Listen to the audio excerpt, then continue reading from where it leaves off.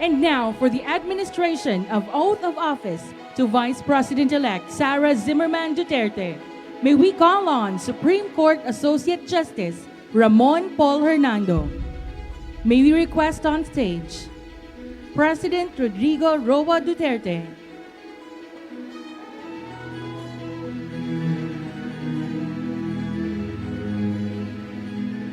and Mrs. Elizabeth Zimmerman Duterte to witness the oath-taking.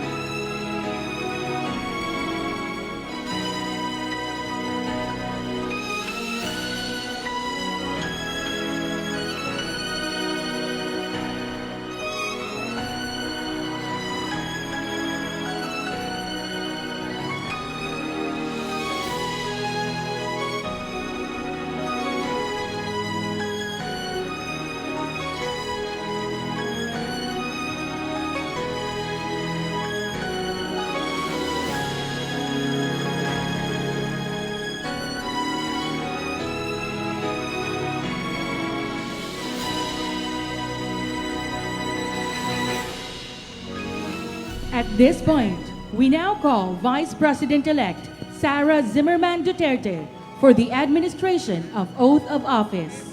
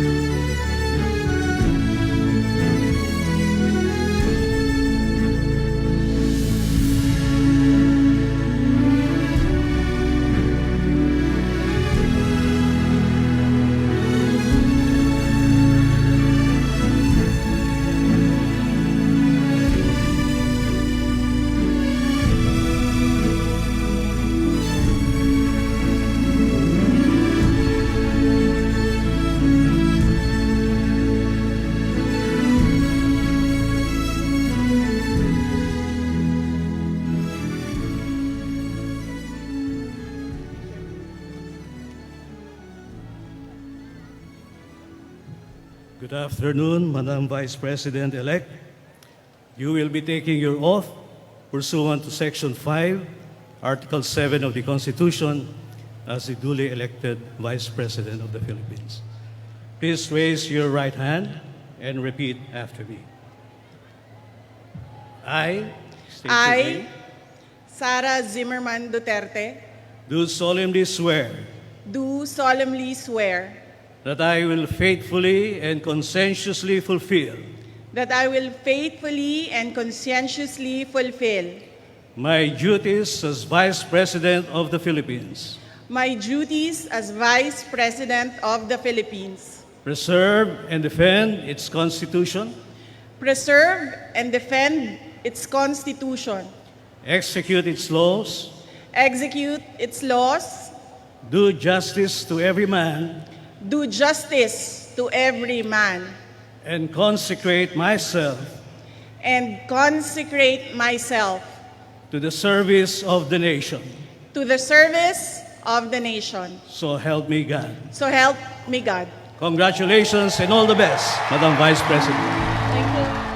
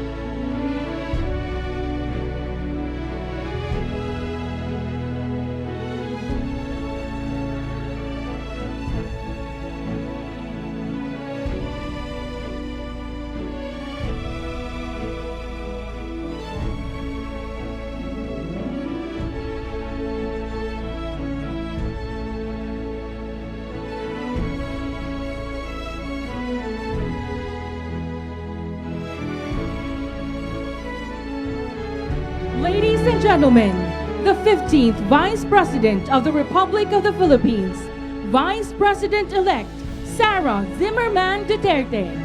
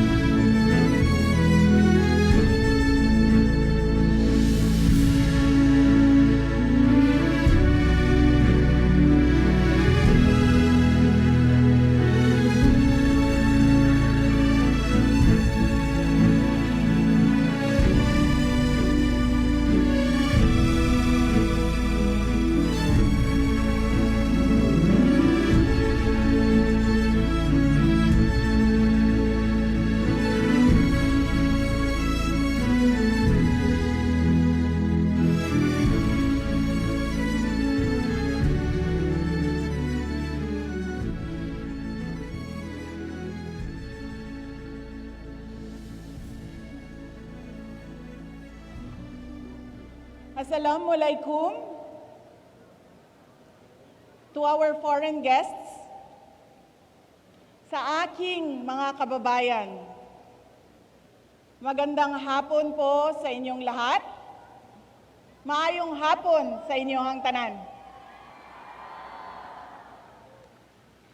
One of the most important lessons I have learned as I navigate life, and the same thing that I believe we should ponder upon as one country, united in our determination to overcome our difficulties and achieve our aspirations, is that we should commit to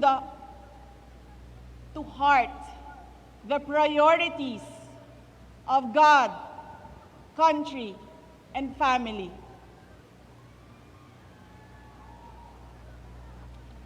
My life is a testament to the power of a God whom we know by many names. My younger self was consumed by a dream to become a doctor. I pursued a pathway that I thought could help me realize that dream. But I was directed toward another way. And now I am a lawyer. When I committed myself to governance and public service, I was also determined to finish 3 consecutive terms as mayor.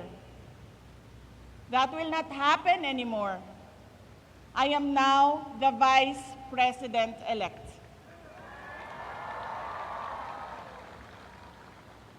The voice of 32.2 million Filipinos was loud and clear. With the message to serve our motherland. And this message has been reiterated in my oath to consecrate myself to the service of the nation.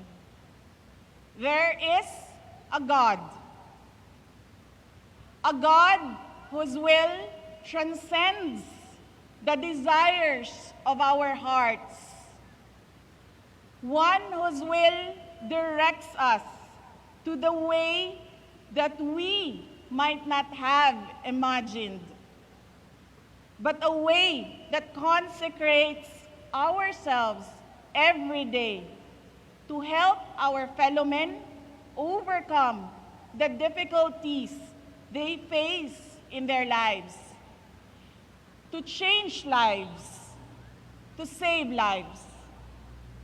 If you all take a moment to listen to the call to serve and decide to heed the call, In the same way that many are already devoting their lives as hardworking farmers and fisherfolk that ensure that there is food on our tables, dedicated health workers who help the sick, brave soldiers who fight for our country, honest and fair entrepreneurs who support our economy, patient school teachers that guide our children. I believe the country will be heading towards a future of hope, security, strength, stability, and progress. Today, we celebrate the life and works of our national hero, Dr. Jose Rizal. May his memory light up the fire within us to become patriots. Rizal taught us that selflessness and sacrifice could change our country's fate and shape our children's future. The bravery of Rizal completes the fabric of our identity as Filipinos. Magkasama sana tayong bumangon bawat araw, kasabay ang nag-aalab na pangako sa ating mga puso na mahal natin at patuloy nating mamahalin ang Pilipinas hanggang tayo ay nabubuhay.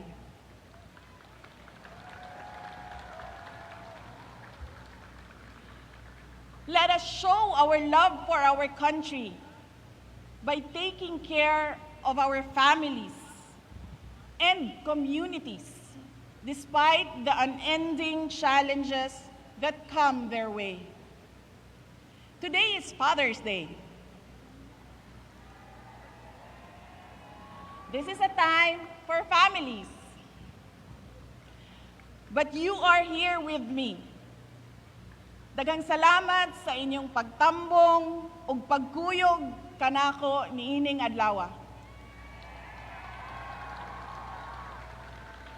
Happy Father's Day to all the fathers who make sure that another person is given the best of everything. Today, our children are facing a very complex future, one that is rife with conflicts and uncertainties. Some of these challenges include the winding cycle of poverty, the trauma of broken families, the lifelong baggage because of irresponsible and bad parenting, the abandonment issues due to an absentee parent, the anguish of gender confusion and discrimination, the destruction brought about by drugs, the lure of easy money in criminality, cases of HIV and other sexually transmitted diseases,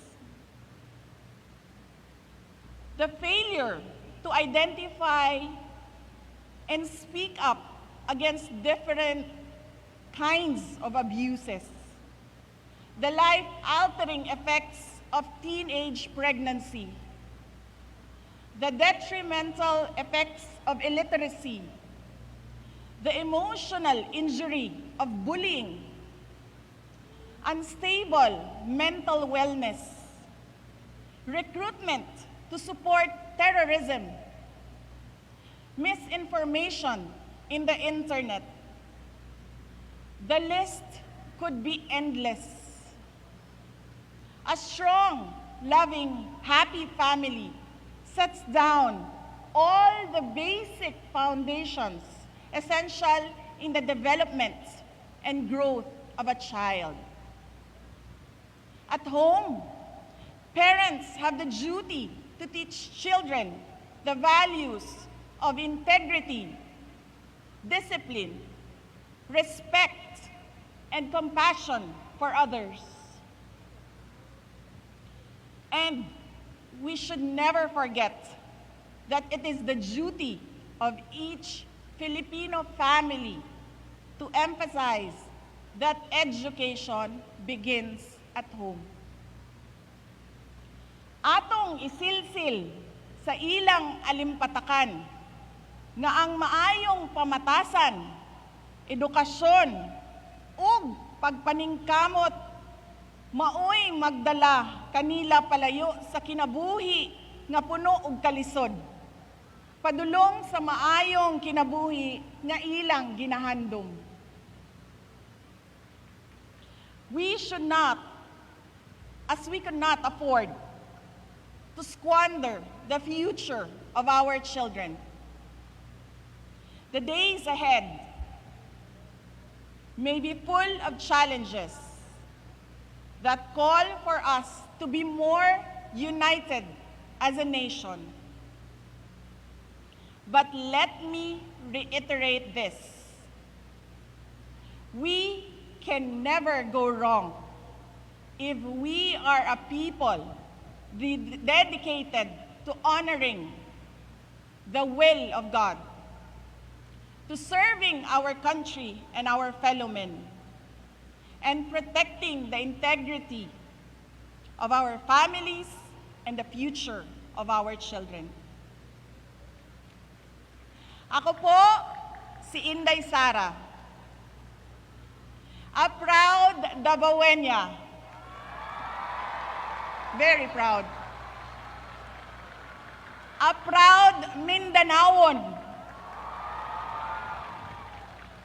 Hindi ako ang pinakamagaling o pinakamatalinong tao sa Pilipinas at sa mundo. Ngunit, walang makakatalo sa tibay ng puso ko bilang isang Pilipino. Mabuhay ang Pilipinas! Daghang salamat.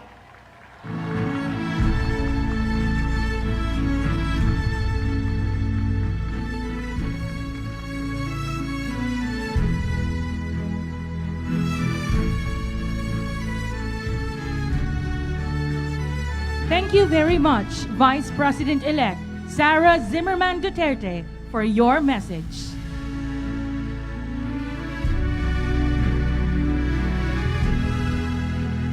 We will now have the photo opportunity with Vice President-elect Sara Zimmerman Duterte. May we request President Rodrigo Roa Duterte, Mrs. Elizabeth Zimmerman Duterte, and Associate Justice Ramon Paul Hernando to join the Vice President-elect.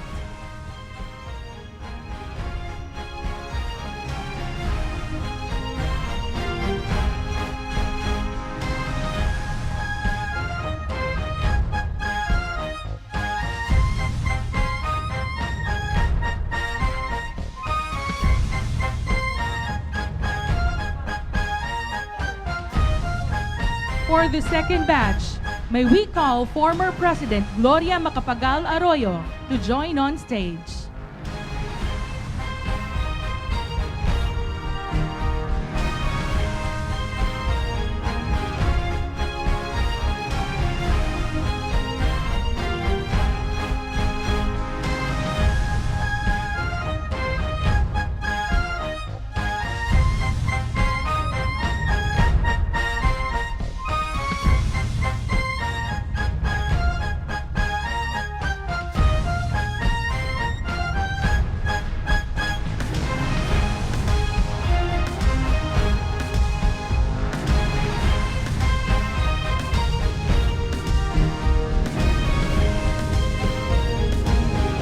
Thank you, Associate Justice Hernando and former President Arroyo.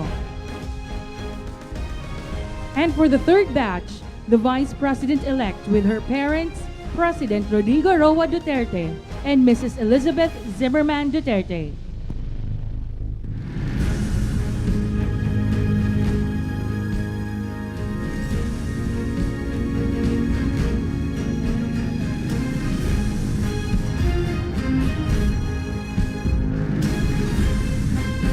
For the fourth batch, may we call on stage the Duterte, Zimmerman, and Carpio family members to join the Vice President-elect and her parents.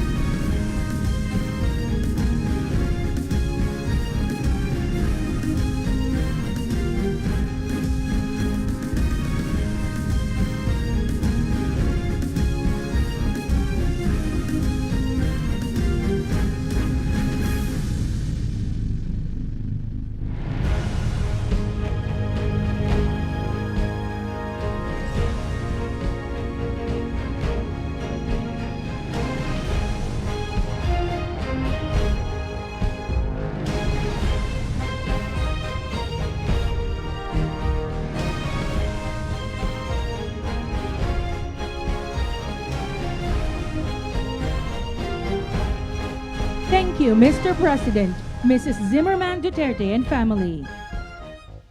At this point, the Vice President-elect will be joined by her spouse, Attorney Manasseh Carpio, and their children, Micaela Maria, Mateo Lucas, and Marco Digong.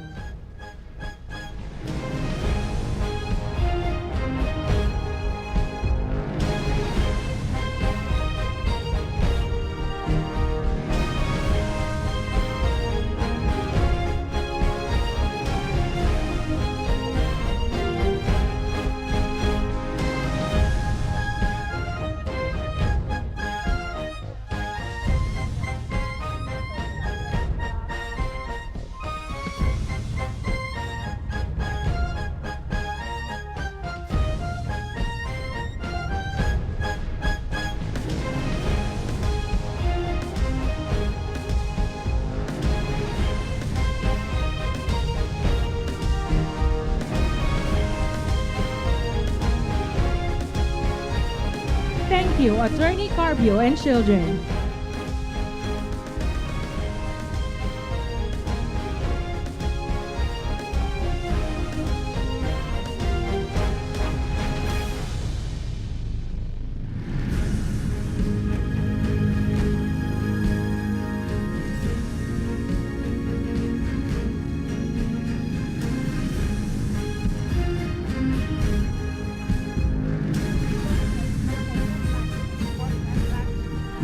And for our last batch, the Vice President-elect will be joined by President-elect Ferdinand R. Marcos Jr., his spouse, Attorney Liza Araneta Marcos, Ilocos Norte District 1 Representative-elect Sandro Marcos, and Senator Amy Marcos.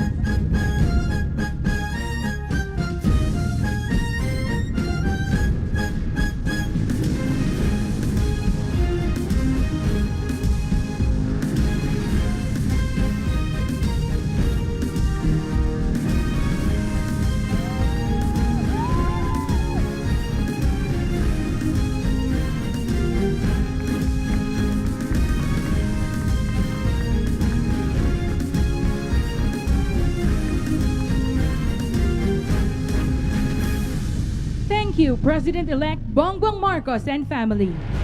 Ladies and gentlemen, that ends the inaugural ceremony. Once again, thank you, Mayor President Rodrigo Roa Duterte, for your presence in this momentous event. Thank you and congratulations, Vice President-elect Sara Zimmerman Duterte. And to all of you, daghang salamat.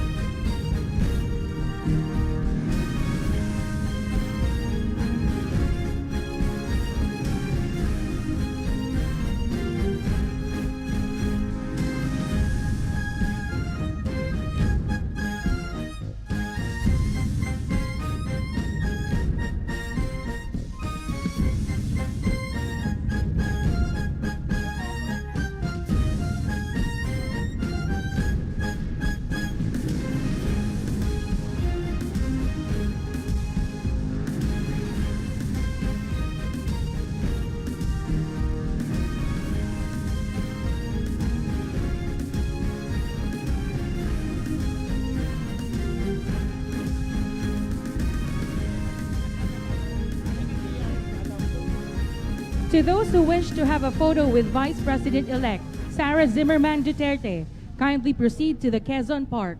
Our ushers will guide you. Again, to those who wish to have a photo with Vice President-elect Sara Zimmerman Duterte, kindly proceed to the Quezon Park. Our ushers will guide you. Once again, thank you and good evening.